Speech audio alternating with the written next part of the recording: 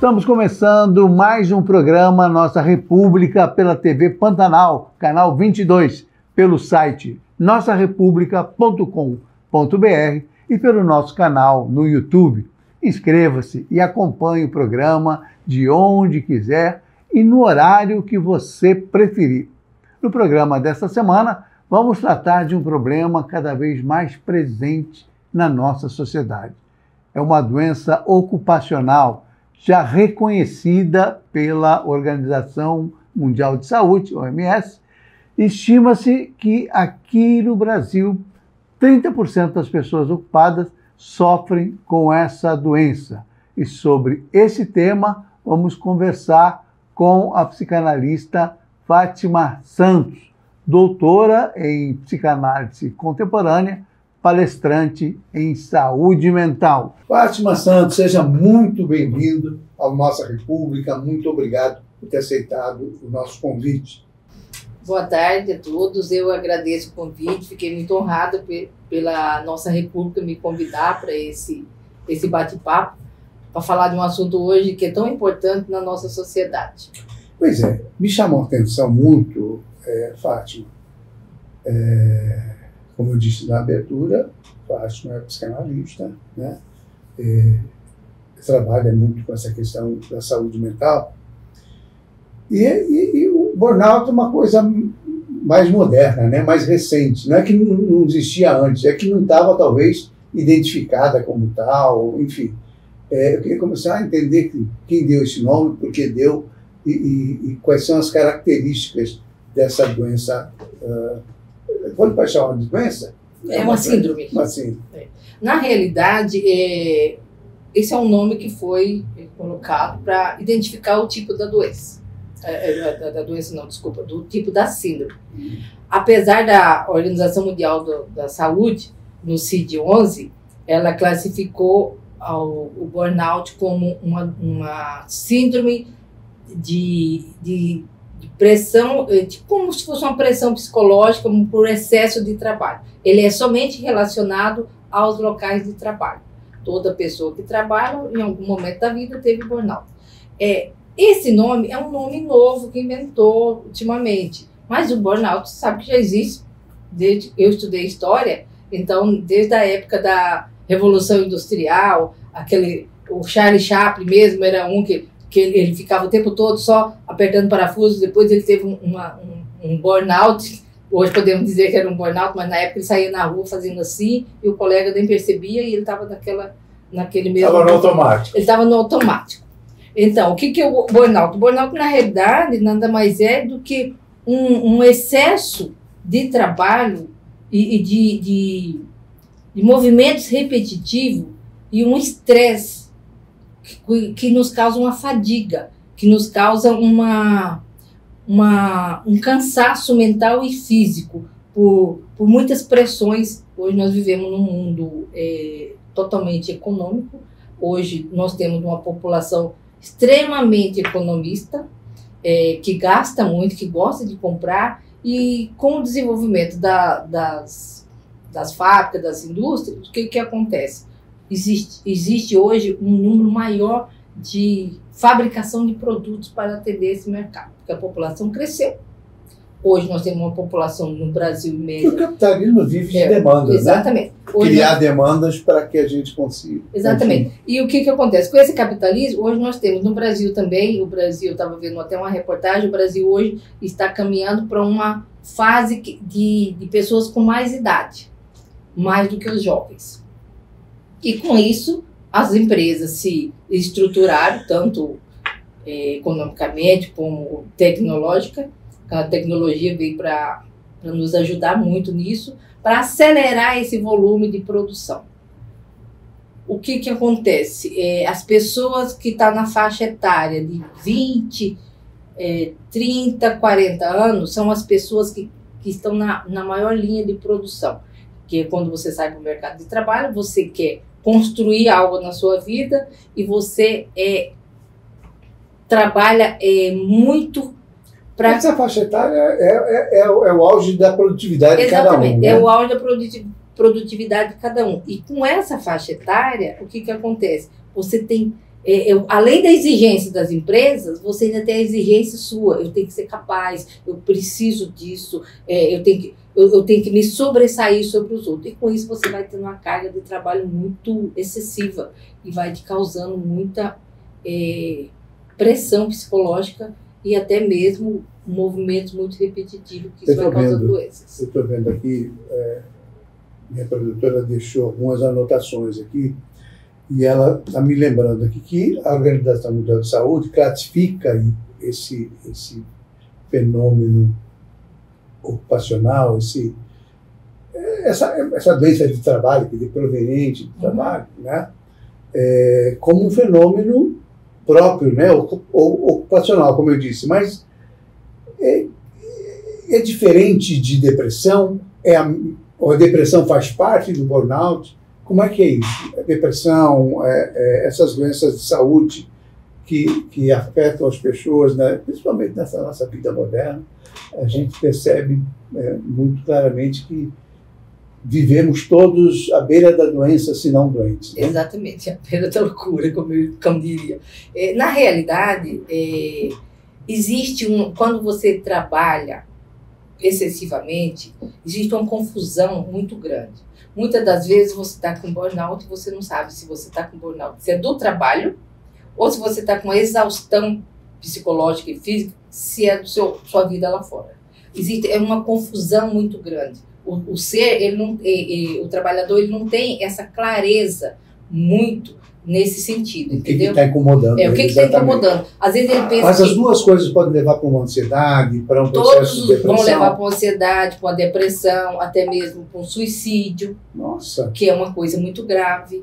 Mas isso é porque a pessoa não consegue identificar ou não consegue perceber isso, que ele está doente? Ou por quê? Que razão que... Muitas das vezes é muito difícil você admitir que você tem algum problema.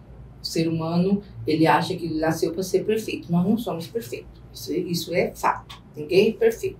Nós temos as doenças, que são doenças normais, que as pessoas sentem, e tem as doenças psicossomáticas, que são trazidas justamente da nossa mente. Pela forma como nós vivemos, pela forma como nós trabalhamos, pela forma como eu vejo o outro, ou pela forma como eu me relaciono e pela forma como eu fui criada na minha infância. Porque hoje a vida adulta é reflexo do que nós vivemos na infância. Então, é muito difícil um trabalhador ele se identificar consigo mesmo. O que eu estou sentindo? E nós temos uma pressão psicológica de produção, de ser bom em tudo, e nós não somos bons em tudo. Eu ia lhe perguntar exatamente isso. Quer dizer, quais são os fatores no trabalho que levam a pessoa a ter essa síndrome, né? Se é pressão, se é, enfim, que tipo de situação, se é assédio, enfim, se é cobrança, que tipo de... Olha, Mal, é muito difícil relatar todos os fatores. Daria quase um livro, porque são inúmeros os fatores. Então, é pressão psicológica, é pressão por produção, é pressão para você ser o melhor em tudo, é pressão da competitividade, a manutenção do emprego, é pressão por ganhos, ou seja, é pressão por todo lado. Você perante o outro, você quer ser sempre melhor do que o outro, é assédio, é abuso, que seria o abuso psicológico. Às vezes você tem um chefe que ele não tem maturidade alguma e nem experiência nenhuma como lidar com o ser humano. Ele vai lidar da forma que ele foi criado. E muitas das vezes com conceitos equivocados. Exatamente. Né? Nas instituições, o que acontece? A maioria das empresas mais estruturadas, que são pessoas mais da minha faixa etária, vamos dizer assim, são pessoas que não teve muita instrução. E as empresas, muitas empresas, o que acontece? Elas não acham que o que você tem que ensinar é só exercer a função. Mas eu trabalhei numa empresa que eu aprendi isso na minha vida, foi muito importante. A empresa ela tem que oferecer cursos, tanto técnicos como cursos comportamentais, porque você vai lidar com pessoas. Pessoas não é uma máquina. A pessoa ela tem sentimento, ela tem tristeza, ela tem doenças. Ela, às vezes, tem uma vida particular lá fora, às vezes ela tem um filho que tem um problema seríssimo, às vezes o chefe nem sabe, entendeu? Então, essa relação de supervisor e de gestor, ela precisa ser muito bem elaborada nas instituições. Por quê? Porque eu vou lidar com pessoas. E muitas das vezes, quando eu não me conheço, eu não lido bem com as minhas frustrações, eu atingo você. Entendeu? Às vezes nessa relação humana do trabalho, precisa ter muita sensibilidade. Você tem que ter muito jogo de cintura, você tem que ter muita sensibilidade. Às vezes você está com um colaborador, o colaborador, ele está com um problema seríssimo. O chefe passa por ele, nem olha para ele. Entendeu? A pessoa está lá, então nós temos que estar, principalmente quem é gestor, ele tem que estar com a antena ligada. Agora, esse universo do trabalho, Fátima, tem muito disso, né? Quer dizer, primeiro que tem uma característica da sociedade moderna, que é essa coisa do individualismo, né? De cada um cuidar de si, mesmo no ambiente coletivo, de cada um estar mais preocupado com o seu posicionamento e como as responsabilidades são grandes, quer dizer, às vezes o foco não é nas pessoas, mas é no conjunto, e aí dá um distanciamento, né? Bom, eu vou falar uma coisa que eu achei assim, que isso serviu de uma lição muito grande para a minha vida. Eu sempre trabalhei em companhias multinacionais que tinha assim, o que um gestor tem que entender.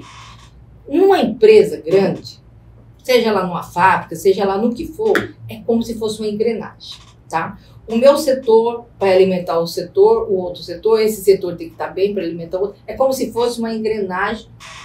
Várias engrenagens. Várias engrenagens que uma vai alimentar na outra. Então, o que acontece? Se esse setor daqui, vamos para um setor de produção, por exemplo, aquelas máquinas industriais, se esse setor aqui não coloca a matéria-prima na máquina que o outro vai ter lá que sacar ou fechar, fazer qualquer coisa numa fábrica, por exemplo, o que acontece? Vai ser prejudicado. Às vezes, o ser humano ele tem um ego muito inflado. Ele não vê o outro como um ser. Ele vê o outro como uma competição. E isso é muito prejudicial. Isso é mais comum do que a gente imagina, né? É mais comum do que imagina. Entre colegas de trabalho, trabalham no mesmo setor, às vezes fazem, mas sempre tem uma competição, ainda que meio camuflada, mas exatamente. Tem isso, né? E isso você vê muito. Por exemplo, eu trabalhei com o público mais de 45 anos. Eu trabalho com o público e trabalho até hoje. Eu tenho quase 50 anos que eu trabalho com o público. Então, você vê muito isso. As pessoas não enxergam o outro como um ser. Ele enxerga o outro como um objeto de produção e também como um adversário, um colega de trabalho como um concorrente. Isso é até empresa pequena e médio porte. Não estou falando empresa grande, não. Nas grandes ainda são piores. Então, esse link entre setores, esse afago tem que ter nas companhias, tem que ter nas empresas, porque senão ela não vai deslanchar. E o burnout, ele aparece, ele é identificado a partir de quando? Antigamente, eu trabalho desde os meus 15 anos. Trabalho em empresa desde os meus 15 anos. Então, o que acontece? Antigamente, ninguém olhava para o funcionário como um ser. É como se fosse uma máquina. Você tem que produzir pronto. Os seus problemas não me interessam. Não mistura as coisas, né? Não mistura. A empresa é empresa e seus problemas na sua casa você resolve. Entendeu? Então, o ser humano em si foi visto muitos anos dessa forma. Aí o que aconteceu? Com a carga horária, com essa produção exacerbada que precisava ter para alimentar o mundo, vamos dizer assim, para alimentar as pessoas, porque o número de pessoas aumentou, o poder aquisitivo também aumentou, o que acontece? Começou a ter uma pressão por produção muito grande, por trabalho. E o que acontece? Se você está, vamos supor que você é um excelente funcionário, você está aqui fazendo esse serviço. Aí tem um lá, porque um funcionário bom, ele trabalha por 3. Isso aí eu tenho experiência e prática de horrores, porque eu já trabalhei em empresa grande e assim. Então, um funcionário bom, ele vale por 3. O que acontece? Quando você é um excelente funcionário, você tem aquele jogo de cintura para resolver as coisas e fazer as coisas, o que acontece? Começa a te acumular tarefas. Essas tarefas, aí você vai pegando aqui. Às vezes você é remunerado e às vezes você nem é remunerado. Mas o seu chefe mandou, o seu supervisor mandou, você faz porque às vezes também existe a carência afetiva.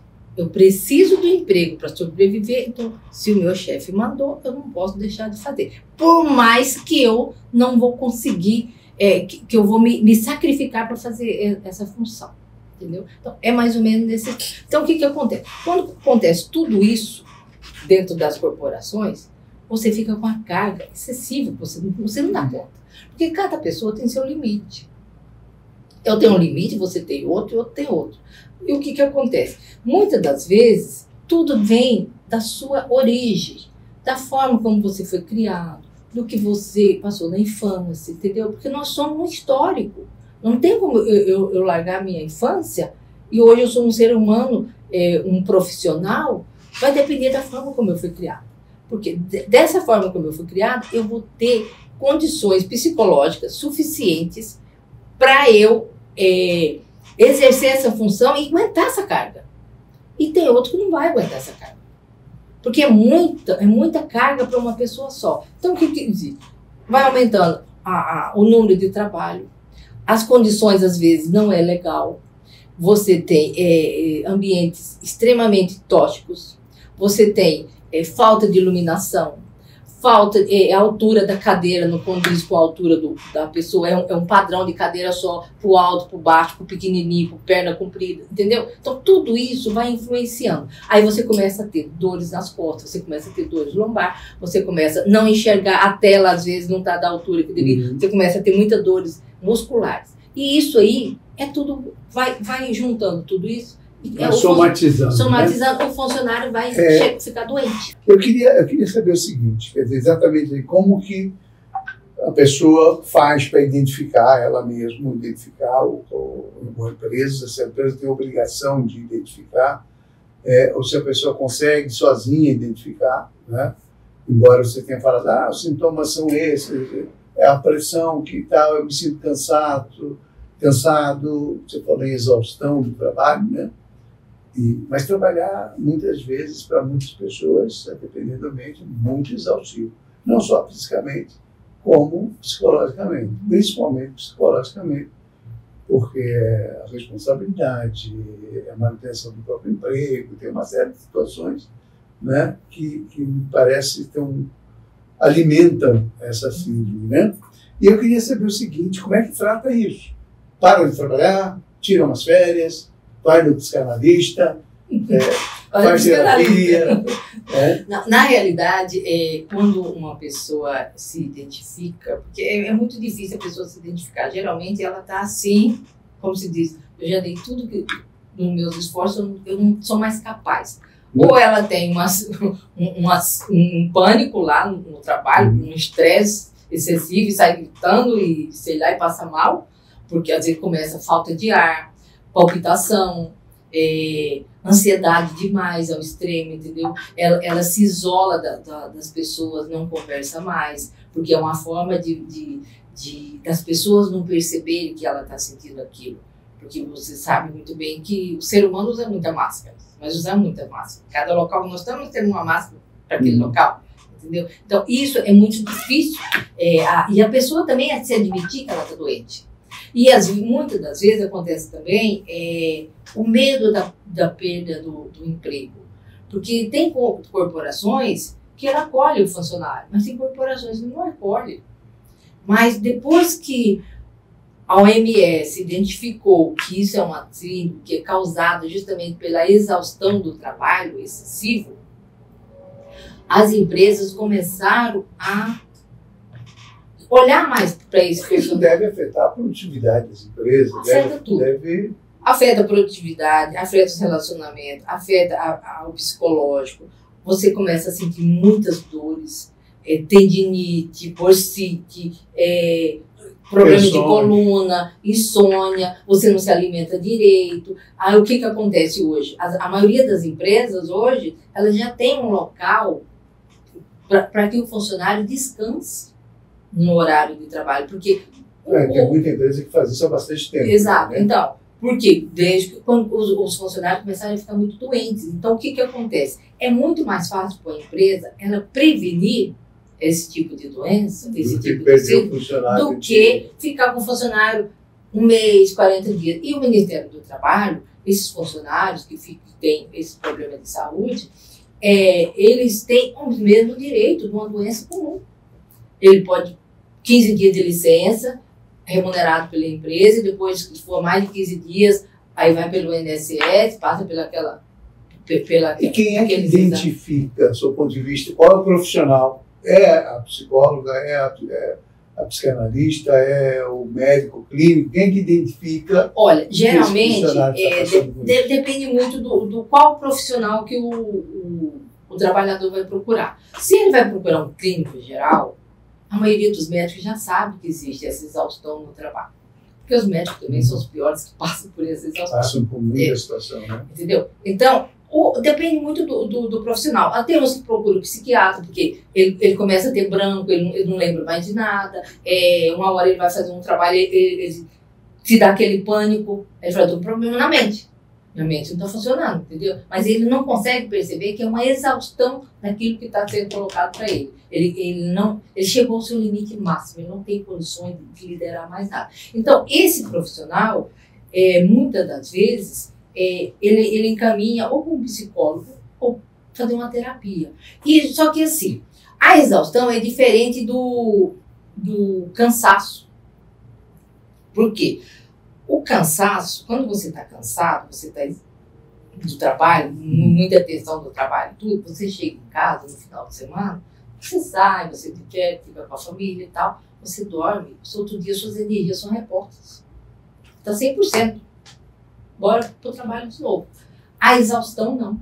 Você dorme, você acorda cansado, você acorda exausto, como se você tivesse chegado do trabalho. Entendeu? Então, existe uma diferença muito grande. E é isso que às vezes confunde. Eu estou cansado, mas eu não estou só cansado, eu estou exausto. Às vezes a pessoa fala assim, muitas vezes você chega em casa e fala assim, isso já aconteceu comigo. Logo depois da pandemia, porque a pandemia ela veio para nos ensinar muita coisa, houve muitas perdas, não foi uma coisa legal, mas ela nos ensinou também muitas coisas. Tudo na vida tem seu lado bom e seu lado ruim. Na pandemia, o que nós percebemos? Nós começamos a nos olharmos melhor.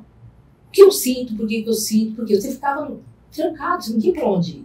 E com o advento da pandemia, você percebeu que os home office era muito mais saudável você trabalhar no home office.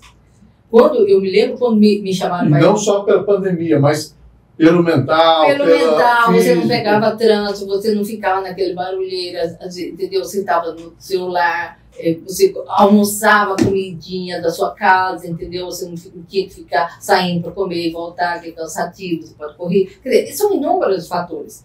Então, o que acontece? Com o advento da pandemia, você percebeu você começou a se olhar. Você não tinha o que fazer. Então você ficava se olhando, sentindo você. Quando as pessoas retornaram ao trabalho, eu estou falando isso porque aconteceu isso comigo. Quando eu retornei ao trabalho, em abril de 2022, acho que foi 2022, quando eu retornei ao trabalho, eu falei, eu não quero essa vida para mim. Não é isso que eu quero para mim. Percebeu que não tinha a qualidade de vida que você gostaria de trabalhar. Eu trabalhei igual uma louca. Porque no meu setor tinha 4 pessoas, 2 saíram, 1 ficou doente e eu fiquei sozinha. Trabalhando no setor internacional. Então, era muita procura, era muita exaustão. Chegou no final do mês, eu estava com uma grana legal no bolso. Mas eu falei assim, cadê minha energia? Eu não tinha, eu estava exausta. E eu fui pedir conta. Falei, eu não quero mais. Eu não quero essa vida mais para mim. Eu não preciso dessa vida. Graças a Deus, eu tive essa condição de escolher. E as pessoas que não têm, que têm família, que têm filho na escola e tudo, é muito difícil. Eu queria fazer uma pergunta, é uma discussão que está surgindo no Brasil há algum tempo, e que talvez tenha muito a ver com a questão dessa coisa da saúde ocupacional, que é a escala 6x1, quer dizer, o fim da escala 6x1, né, que está se reivindicando muito, para que as pessoas tenham mais tempo de ficar em casa, de lazer, né?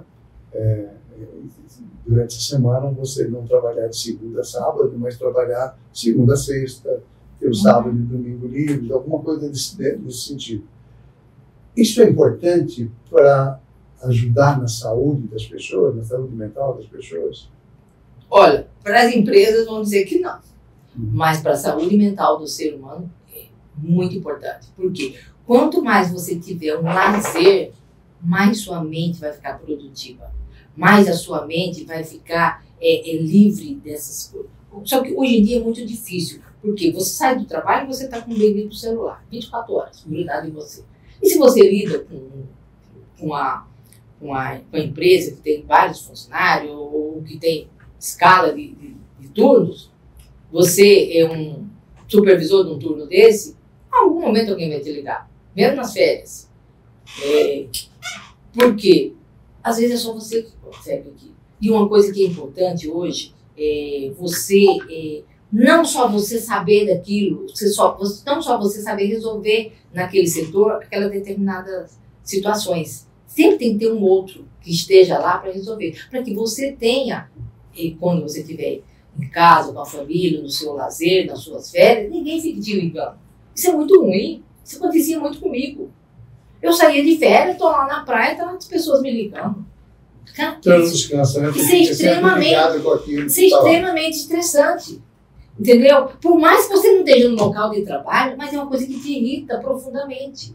E as instituições, e às vezes quando você trabalha principalmente com o público, é muito difícil você quebrar isso. Entendeu? Então, essa parte do lazer é uma renovação total do ser humano. Quando você fica até mais produtivo, porque a sua mente está descansada. Um corpo saudável, uma mente sã, ela produz 2 vezes mais do que um estressado. Então, no caso da escala 6x1, eu sou totalmente a favor. Diminuir, isso pode ajudar bastante a própria empresa na questão da produtividade. Porque quando o funcionário retorna, durante o período que ele está lá, ele vai trabalhar feliz. Um funcionário que, quando ele está trabalhando feliz, ele produz muito mais, ele produz até o dobro. Você falou há pouco tempo a questão do home office. Muita gente, inclusive, faz até hoje o home office. Acabou, ou quem percebeu que melhorou muito a qualidade de vida, acabou encontrando um outro tipo de trabalho que lhe permita trabalhar no seu horário, no seu tempo, dentro da sua casa, enfim, trabalhar por conta. Cresceu muito quem deixou a empresa para poder trabalhar por conta, justamente para ter essa liberdade, para ter esse tempo. Essa qualidade de vida melhor. Melhor. Exato. Exatamente, principalmente as mulheres, porque a mulher ela tem uma dupla jornada de trabalho. Todos nós sabemos, não é novidade para ninguém, né? A mulher ela trabalha, faz todas as funções dela na empresa, quando ela chega em casa é o segundo turno dela, ou o terceiro ou o quarto, depende. Entendeu? E muitas das vezes essa mulher, ela tem filho pequeno, ela chega em casa, ela tem que cuidar dessa criança, ela tem que fazer a refeição para essa criança, ela tem que cuidar de tudo, de roupa, às vezes até do marido. Quando tem um companheiro que ajuda, beleza. E a maioria que não ajuda? E ainda, essa mulher, ela sofre horrores. Porque hoje nós vivemos num mundo cheio de feminicídio, cheio de abusos. Então, a mulher, ela sofre triplicamente em vez do homem, em relação ao homem. Então, essa jornada é muito exaustiva para a mulher. É uma exaustão, assim, que ela chega a um ponto, ela quase fica louca. E eu queria saber o seguinte, quer dizer, como o funcionário, às vezes é um excelente funcionário, começou muito bem, está indo muito bem, vai agregando coisas, enfim, vai somatizando problemas, até que em um determinado momento se sente absolutamente incapaz, doente, né? Como é que as empresas, o que as empresas devem fazer, tanto para identificar esse tipo de problema, quanto para resolver esse tipo de problema no ambiente de trabalho? Olha, a primeira coisa que as empresas têm que fazer é olhar com um olhar de carinho para esse funcionário. Porque ele nada mais é do que uma fonte de produção do seu negócio. Tá? Isso aí é um ponto fundamental. Então, ele tem que olhar para esse funcionário de uma forma que a saúde dele, como um todo, mental, física as formas de trabalhar, as condições que ele fornece esse funcionário para trabalhar sejam saudáveis. E hoje, na maioria das... Mas você concorda que, em regra, o funcionário é substituído. Esse funcionário que adoeceu, que tem essa condição, ele acaba sendo, esse cara não vai dar certo, bom. E ele é demitido e sim, mas assim, ele é substituído, mas a legislação trabalhista é como... ela tem uma lei que ela cobre esse tipo de substituição, até 1 ano após ele retornar da doença. Isso é lei, entendeu? Se esse funcionário for no Ministério do Trabalho... Mas eu falo o seguinte, que por desconhecer a doença ou por achar que aquilo não serve para ele, o empresário acaba mandando embora. É muito comum, essa é uma prática que a gente vê aí reiterada, né? Não, o funcionário diz que esse cara aí só faz corpo mole, vamos mandar embora. E não considera a possibilidade de ele estar doente. Sim, por isso que eu falo que é importante a empresa olhar para o funcionário como um ser completo, não só como uma fonte de trabalho. O que acontece hoje? A maioria das empresas, ela já tem um psicólogo, um departamento pessoal que é mais bem estruturado do que há uns anos atrás, que se o funcionário não está produzindo, às vezes a chefia chama ele, conversa com ele e sente com ele. Que isso é o que deveria ser. Só que eu sei que tem empresas que não fazem isso. Vou descartar. Só que quando você descarta um funcionário que já está lá há algum tempo, a empresa, os empresários, eles não têm essa visão que aquele funcionário que sabia fazer tudo naquele setor, por exemplo, e ficou doente, ou agora ele não está produzindo como ele produzia, que eu vou mandar ele embora, ele não tem essa visão que ele acha que eu vou substituir esse funcionário com outro que vai estar sabendo fazer tudo. E não acontece. Isso aconteceu em várias empresas que eu trabalhei. Funcionário que era excelente. Ficou doente e tal, esperou aquele tempo que a legislação permite para mandar embora, mandou embora, aí quando mandou embora, ficou aquele buraco. Por quê? Eu preciso substituir aquela pessoa. E para eu substituir aquela pessoa, dependendo do local que ele trabalha, das tarefas que ele executa, eu tenho que ensinar outra pessoa. Isso você perde tempo, você perde dinheiro, você perde muita coisa. E às vezes, quando a pessoa está na condição, adoece também e vai ter que fazer um processo de novo. O que acontece? Quando o funcionário vê que ali ele não vai ter mais para onde ele crescer, ele dá tchau e vai embora e deixa o empresário na mão. Hoje, a maioria dos empresários, a maior reclamação dos empresários, isso em todos os segmentos, desde a mulher que faz unha, da limpeza, de qualquer lugar, a maioria dos empresários, hoje que tem empresa que prega alguém, ele não acha mão de obra. Ele não vai achar mesmo. Porque essa sociedade nova, essa sociedade Z hoje, elas não querem ser mandadas. Elas não vão ser, não admite se você chegar para ela e falar assim, você vai ter que fazer isso aqui de novo, porque não está correto. Eles não admitem isso. Então, os empresários estão desesperados, justamente por isso. Então, quando você manda um funcionário embora, que ele executa aquela tarefa, mas que ele ficou doente, os empresários têm que ter essa visão. Entendeu? Eu não sei, eu tenho uma visão, eu já conversei com vários empresários sobre isso, e muitos falam assim, não, mas não é bem assim. Eu sou um exemplo disso. Quando eu pedi demissão, não tinha ninguém para ficar no meu local. E o meu local, onde eu trabalhava, eu estava trabalhando por 4. Entendeu? E eu dava conta. Só que quando eu saí, quando eu pedi demissão, que ele foi ver. Por quê? O que eu vou colocar? Não tem. Porque tem funções que são específicas. Você tem que ter treinamento. Mas as empresas, de um outro lado, também têm se modernizado mais, né? Sim. Para prevenir esse tipo de situação, investindo na qualificação do funcionário, investindo na qualidade de vida dele, ou a regra não é essa? Na realidade, tem empresas que investem. Por quê? O empresário inteligente, que tem uma visão, eu diria assim, ele percebe que treinar, investir no funcionário, não é um desperdício, não é um gasto, é um lucro para ele. Porque aquele funcionário bem treinado, aquele funcionário que tem um bom relacionamento, ele vai gerar valores para a empresa e valores para o cliente. Eu trabalhei no turismo. Como é que lida, desculpa te interromper, mas como é que lida com a expectativa do funcionário? Porque o cara assume um emprego, ele não assume com a visão, vou ficar aqui neste patamar para sempre. Então, vou passar o resto da minha vida varrendo o chão. Não, o cara quer subir, quer crescer. Uhum.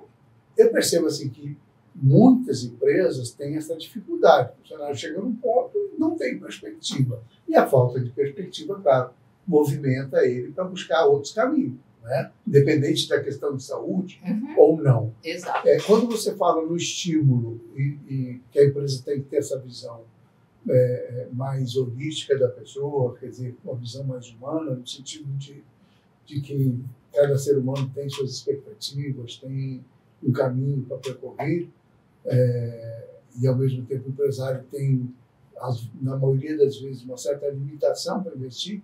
Nenhuma empresa tem dinheiro sobrando, eu não posso. Então é um problema, um ponto de conflito, né, de interesse. Como é que administra isso?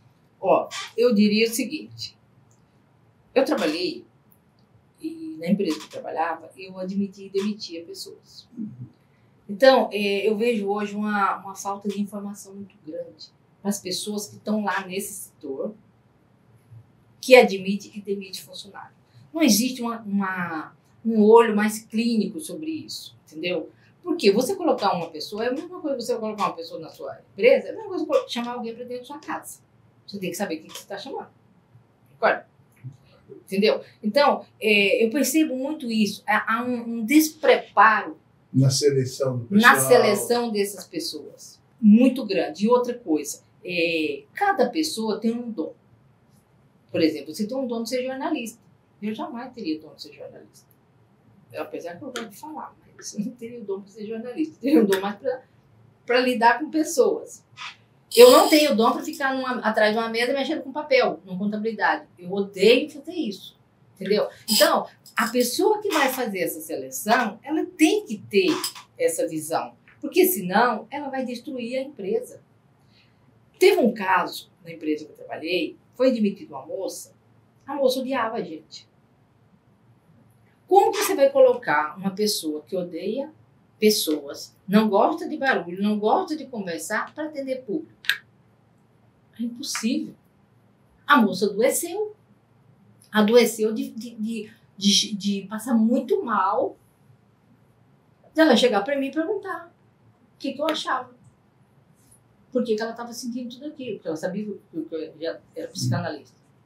Que eu comecei a me formar, mas trabalhando, entendeu? Não tem nada a ver. Mudei de profissão aos 63 anos, entendeu?